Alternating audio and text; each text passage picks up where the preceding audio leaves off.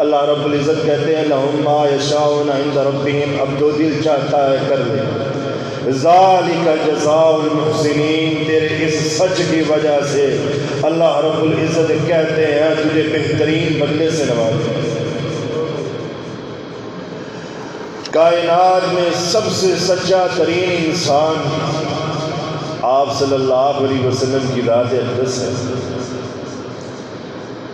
کہ جس کے سچائی کے تذکرے اپنوں نے بھی کیے اور بیگانوں نے بھی کیے، پراؤں نے بھی کیے، ان لوگوں نے بھی کیے کہ جنہوں نے آپ صلی اللہ علیہ وسلم کو نہیں دیکھا. ان لوگوں نے بھی آپ صلی اللہ علیہ وسلم کے صادق الامین ہونے کی گواہیاں دی. آپ صلی اللہ علیہ وسلم جب بھی کفار کے سامنے کوئی بات رکھتے وہ یہی کہتے اے محمد رسول اللہ صلی اللہ علیہ وسلم آپ سچے ترین انسان ہیں، ہم آپ کی ہر بات مانتے ہیں، جھٹلاتے نہیں، کہتے نہیں کہ اللہ کے نبی آپ جھوٹ بولتے ہیں، نہیں، یہی بات کہتے کہ اللہ کے نبی آپ صادق الامین ہیں اور سچ بولتے ہیں.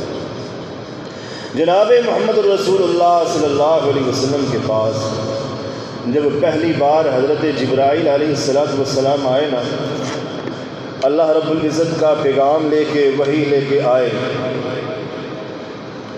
تو آپ صلی اللہ علیہ وسلم گھبراہٹ کے عالم میں گھر کی طرف نکلے. گھر پہنچے، حضرت خدیجہ رضی اللہ تعالیٰ عنہ سے کہا خدیجہ میرے اوپر چادر اوڑھ دو، میری طبیعت کچھ ناساز سی ہو رہی ہے.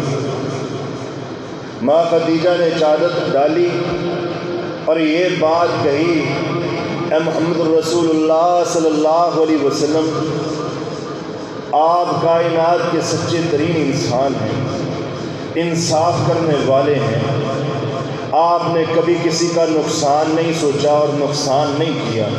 اے اللہ کے پیغمبر جناب محمد رسول اللہ صلی اللہ علیہ وسلم آپ گھبرائے نہیں، اللہ رب العزت آپ کو ضائع نہیں کرے گا. یعنی آپ صلی اللہ علیہ وسلم کے صادق الامین ہونے کی گواہیاں اپنوں نے بھی دی، گھر والوں نے بھی دی.